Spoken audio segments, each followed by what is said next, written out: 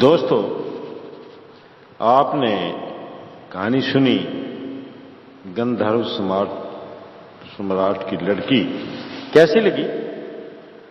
ये तो आप ही को पता है, अच्छी लगी या कैसी लगी, ठीक लगी नहीं लगी, जो भी है जैसा भी है सब आप ही जानते हैं। मैं तो बस अब इस कहानी का दूसरा भाग डाल रहा हूं और आपको कहानी सुना रहा हूं।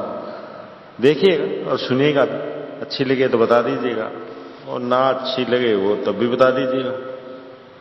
इंतजार रहता है आपके कमेंट्स का, लेकिन आज तक तो कभी कोई कमेंट्स मेरे पास आया ही नहीं। चलो जो भी है देखते हैं। आपने पहले सुना कि हसन एक बहुत ही खूबसूरत लड़का था जो अपनी मां के साथ रहता था। उसके बाप की बचपन में मौत हो चुकी थी और उसकी मां ने पैसे लगाकर उसके लिए एक दुकान खोल दी थी ज्वेलरी की। और उसकी दुकान में एक बहराम नाम का बुढ़ा आया था और उस बुढ़े ने उसको मारना चाहा, लेकिन हसन ने अपनी जो सूझबूझ से अपनी तकदीर से उस बुढ़े को खत्म कर दिया। अब आगे। हसन खुद ही मौत से ना निकला था, पर उसने अपने शत्रु बहराम का भी खात्मा कर दिया था। उसने अपने हाथ की तस्तरी घुमा घुमा कर देखी, पर वह यह न जान सका कि उसका उपयोग कैसे किया जाए। कहीं ऐसा ना हो कि वह अनजाने में कुछ कर बैठे और कुछ का कुछ हो जाए।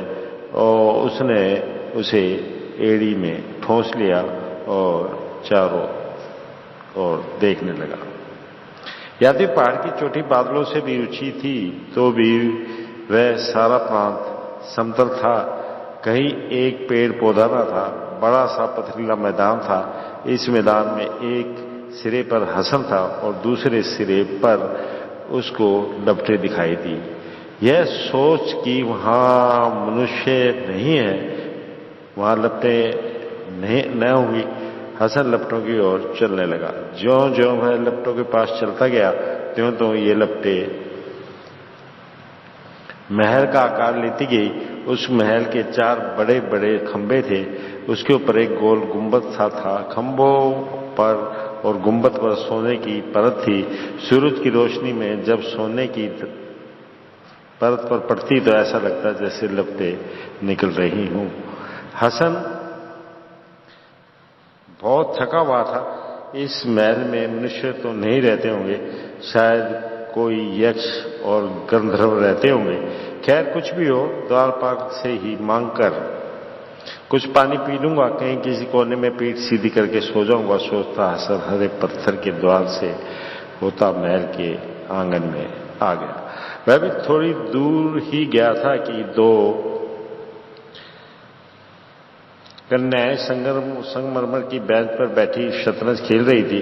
पहले तो उन्होंने सब हसन को नहीं देखा, पर थोड़ी देर में उनमें से छोटी ने सिर उठाकर अपने पास एक युवक को खड़ा पाकर, बहन कोई आया हुआ है। दुष्ट बहराम हर साल इस तरह के युवकों को बादलों के पहाड़ पर लाता है। शायद इस लड़के को भी वह ही लाया है। अगर वही बात है तो उस धूर्त के हाथ से ये कैसे निकल सका। हसन ने उसके पैरों पर पकड़कर कहा, मैं ऐसा ही अभागा हूं। कहते कहते उसकी आंखों में तरी आ गई।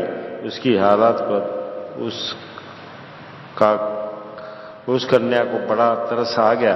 उसने अपनी बहन से कहा, मैं इस लड़के को अपने भाई के तौर पर पालने जा रहा हूं, इसके तुम गवाह हो। फिर वह हसन को महल में ले गई, उसको अच्छी तरह नहलाया, उसके पुराने कपड़े दूर फेंक दिए और उसको नए कपड़े दिए। तब बहनों ने हसन को अपने बीच में बिठाकर खाना खिलाया। यह सब हो जाने के बाद हसन ने कहा, बहनों आपसे मिलने से पहले मैंने बहुत से कष्ट झेले हैं उसने अपनी सारी कहानी सुनाई। जब उसने अपनी कहानी खत्म की तो उसको पालने वाली स्त्री ने अपनी कहानी सुनानी शुरू की। हम एक गंधर्व राजा की लड़कियां हैं, हम सब मिलकर साथ हैं, हम सब एक पिता की संतान है पर एक माता की नहीं है। सब में मैं छोटी और मैं बड़ी बहन है। बाकी हमारी 5 बहनें शिकार पर गई हुई हैं, जल्द ही वे वापस आ जाएंगी। हमारे पिता का विश्वास है कि हम सातों से विवाह करने वाला इस सृष्टि में कोई नहीं है। यह सोचकर कि हमें हमेशा अविवाहित ही रहना होगा, उन्होंने हमारे लिए इस वीरान जगह पर महल बनवाया है। यह प्रदेश वैसे बड़ा मनोहर है, समुद्र है, जहां देखते वहां फूल पौधों और फलों के पेड़ हैं, अच्छी झीलें हैं, उनमें राजहंस हैं। स्वर्ग जैसे इस प्रदेश में हम बहुत खुश हैं। एक ही कमी है, जब देखते हैं हमें बस अपनी ही शक्लें दिखाई देती हैं, नए मुंह नहीं दिखाई देते। तुम्हारे आने से हमारी यह कमी भी जाती रही, वह हमारे लिए बड़ी खुशी की बात है। वह अपने भाई से इस तरह बात कर रही थी कि बाकी 5 राजकुमारें भी शिकार से वापस आई। वह भी बड़ी खुश हुई कि उनको एक भाई मिल गया है। उससे उन्होंने ये वचन ले लिया कि वह उनके साथ बहुत समय तक रहेगा और कहीं ना जाएगा। हसन वहां के आश्चर्य देखता, उनके साथ टहलता, शिकार खेलता समय बिता रहा था। जितना उसको उन बहनों पर गर्व था उतना ही उनको भी उस पर गर्व था। नदी नालों में खेलते, बाग बगीचों में घूमते, एक दूसरे की दुनिया के बारे में जानते बूझते वे 8 इस तरह रहते जैसे एक ही माता के बच्चे हों। एक बार जब वे पेड़ों के नीचे खेल रहे थे कि आकाश में इतनी धूल उठी कि सूर्य ही ढक गया। उसी समय उन्हें कहीं बिजली का कड़कड़ाना सुनाई दिया। राजकुमारी ने मानो भयभीत हो हसन से कहा, आओ कहीं छुप जाओ। सबसे छोटी राजकुमारी ने हसन का हाथ पकड़कर बाग में एक जगह ले जाकर उसे छुपा दिया। जल्द ही गंधर्वों की एक सेना महल के पास आकर रुकी। एक और गंधर्व राजा के गौरव में राजकुमारियों का पिता दावत दे रहा था, इसलिए अपनी लड़कियों को बुला लाने के लिए उसने सेना भेजी थी। यह पता लगते ही सबसे छोटी राजकुमारी ने हसन के पास आकर कहा, भाई तुम्हें अकेला छोड़कर हमें कहीं जाना पड़ रहा है, ये लो चाबियां, जब तक हम वापस न आए तब तक यह सारा महल तुम्हारा है, पर जिस चाबी से यह ताला खुलता हो उस कमरे में ना जाना। उसने नीले की मड़ी चाबी उसे दी। फिर 7 राजकुमारियां उससे विदा लेकर उनको लिवा लाने के लिए आए सैनिकों के साथ अपने पिता के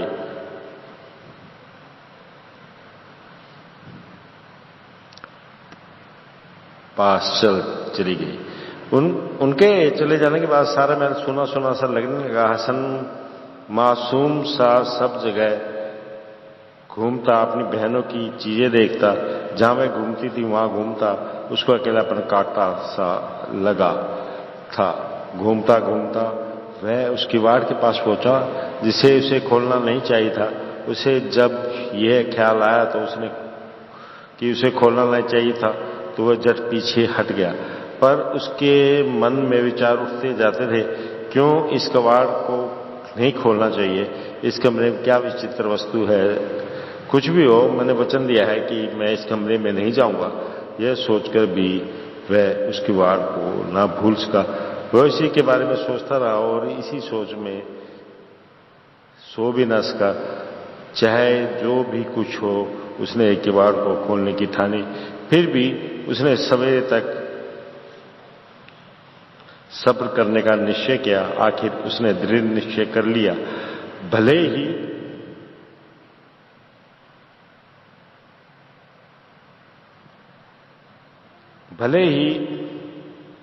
प्राण चले जाएं पर इस किवाड़ को खोल कर रहूंगा। हसन एक दिया लेकर उस किवाड़ के पास गया। उसने चाबी घुमाई, बिना किसी शब्द की किवाड़ खुल गए। हसन ने अंदर पैर रखा। उस कमरे में कहीं लकड़ी का सामान था, न कालीन न चटाई, कुछ भी ना था। खाली कमरा, एक तरफ एक सीढ़ी थी। वह सीढ़ी कमरे की छत पर के ऊपर चली गई थी। हसन ने अपने हाथ का दिया नीचे रख दिया, सीढ़ियों पर चढ़कर छत के ऊपर चला गया। उपरला भाग समतल था, वहां उसे एक छोटा सा बाग दिखाई दिया। वहां पौधे वगैरह थे। बाग में पैर रखते ही उसे अत्यंत सुंदर दृश्य दिखाई दिया। उसके सामने एक झील थी जिसमें आकाश का प्रतिबिंब था। झील के उस पार एक और आश्चर्यजनक महल था।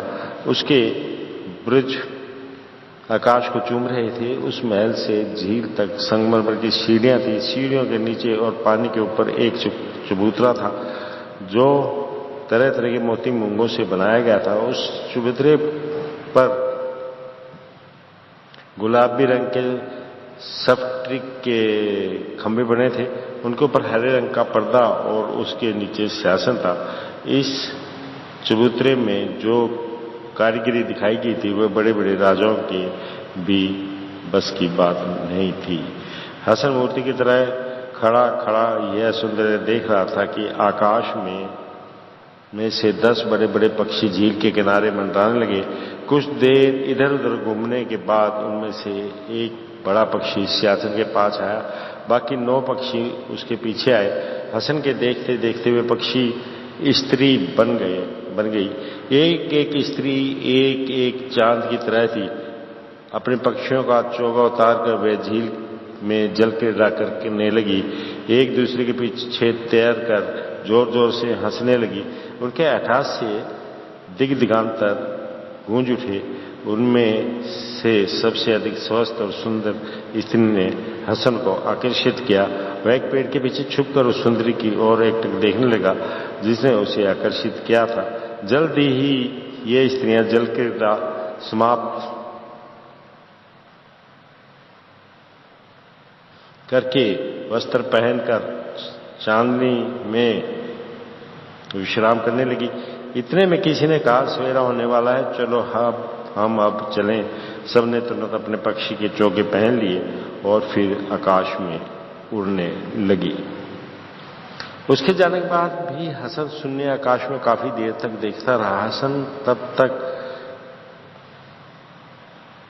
प्रेम न जानता था और उसे मालूम हुआ कि अब उसे मालूम हुआ कि प्रेम क्या चीज है, तो उसकी जीवन ही शून्य लगने लगा। उसे सारा दिन यूं लगा जैसे कई युग हों। फिर शाम होते ही वह झील के पास आया, परंतु उस दिन वे स्त्रियां नहीं आई। अगले दिन रात भी वे नहीं आई। हसन खाना पीना सोना सब छोड़कर निराश हो सोचने लगा, अब जीने की अपेक्षा मरना ही अच्छा है। वह रोज रोज इसी फिक्र में ही सूखता गया।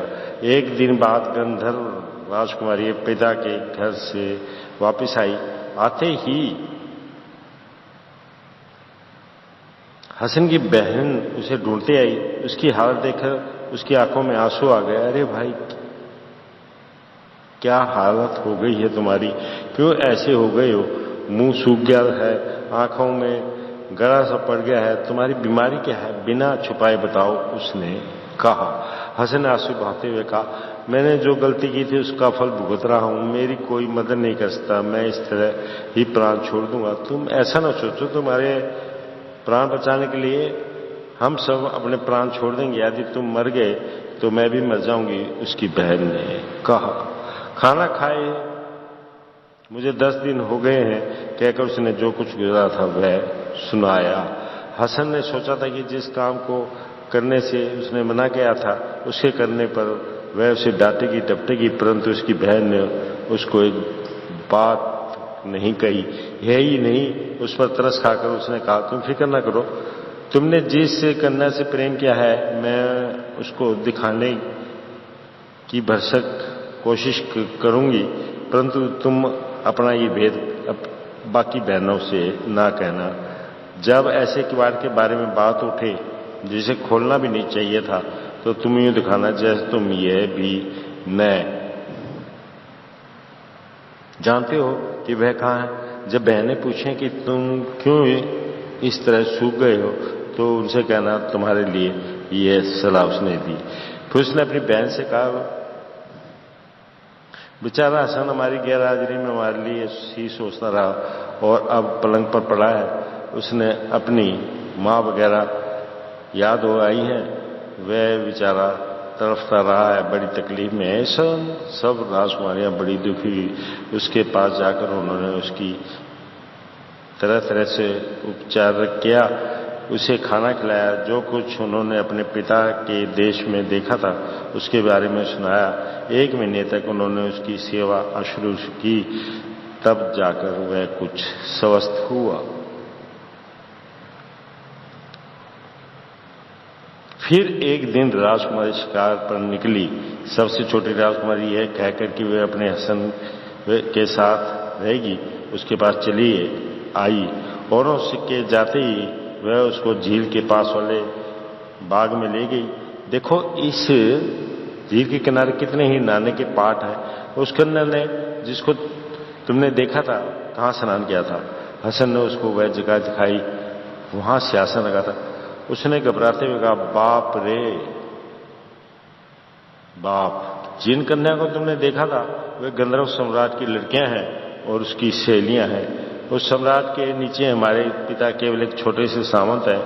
तूने शायद सम्राट की सबसे छोटी लड़की से प्रेम किया होगा। गंधर्व सम्राट के लोक में मनुष्य तो एक दूसरे गंधर्व भी नहीं जांचते। ये सम्राट की लड़कियां हर अमावस के दिन अपनी सहेलियों के साथ आती हैं। जल क्रीड़ा करके पक्षियों का चोगा पहनकर वे अपने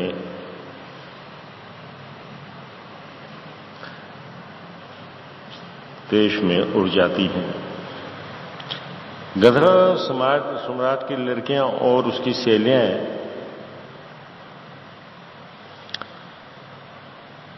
जब तक तुम वह चोगा नहीं पा लेते तब तक तुम उसे नहीं पासते। जब वह फिर नहाने आए तो तुम वहीं कहीं छुप जाओ और जब वह जल क्रीड़ा कर रही हो तो तुम उसका चोगा चुरा लो। भले ही उसके लिए वह गिड़गिड़ाए पर तुम उसे ना देना। यदि तुमने उसे वह दिया तो तुम्हारे साथ हम और हमारे साथ हमारे पिता सबका सर्वनाश कर दिया जाएगा। तुम जैसे भी हो उसे के केश पकड़कर जल्दी जल्दी घसीट लाओ। यदि तुमने यह किया तो वह तुम्हारी बात मान जाएगी। उसके बाद जो होगा सो देखेंगे। हसन ने बातें सुनकर तन में ऐसा हो गया, उसमें बल और उत्साह फिर से आ गए। वह बहन के साथ फिर महल में वापस आया। वह दिन भर राजकुमारियों के साथ खुशी खुशी गप्पे मारता रहा। अगले दिन अमावस थी। अंधेरा होते ही हसन झील के पास गया और सीढ़ियों के पास छुप गया। थोड़ी देर बाद सम्राट की लड़की और उसकी सहेलियां उड़ती उड़ती आई और अपने पक्षियों के आवरण उतारकर घाटी के पानी में उतरी। हसन घबराता वहां गया और अपनी प्रियतमा के आवरण लेके वहीं कहीं छुप गया। थोड़ी देर बाद सम्राट की लड़की पानी में से निकली। जब उसने अपना चौगान वगैरह ना देखा तो उसे जोर से चिल्लाई। उसका चिल्लाना सुन उसकी सहेलियां पानी से निकली। उनको भी मालूम हो गया कि क्या बात है। यह जानकर उन्होंने अपनी मालकिन की मदद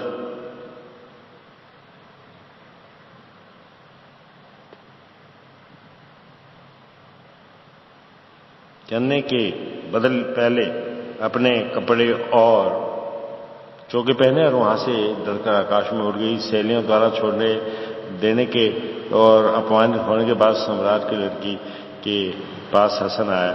उसको देखकर उसका दिल पिघल गया, पर वह उसको देखते ही झील के किनारे भागने लगी। वह उसका पीछा करने लगा। आखिर उसने उसको पकड़ लिया और उसके केश पकड़कर वह अपने साथ उसको चलाने लगा। वह भी आंख मूंद कर जैसे उसने कहा वैसे ही उसके साथ चलती जाती थी। हसन ने उसके आंसू की परवाह की ना उसके रोने चिल्लाने की ही। वह उसको अपने कमरे में ले गया, उसको अंदर रखकर किवाड़ बंद करके यह कहने अपनी बहन के पास गया। अभी ये कहानी का आपको मैंने दूसरा भाग सुनाया। इसका तीसरा भाग मैं शायद कल आपको सुनाऊंगा। सुनिएगा दोस्तों, बहुत इंटरेस्टेड कहानी है। अभी इसके 2-3 भाग और हैं और आपको शायद ये अच्छी भी लगे, तो प्लीज कृपया इस कहानी को पूरा सुनिए और पढ़िए। तो उम्मीद करता हूँ आप मेरा चैनल की कहानी पढ़ने के बाद जरूर सब्सक्राइब करेंगे, मुझे ऐसी आशा है। फिर मिलता हूँ आपसे कल इस कहानी का तीसरा भाग लेकर, इंतजार कीजिएगा।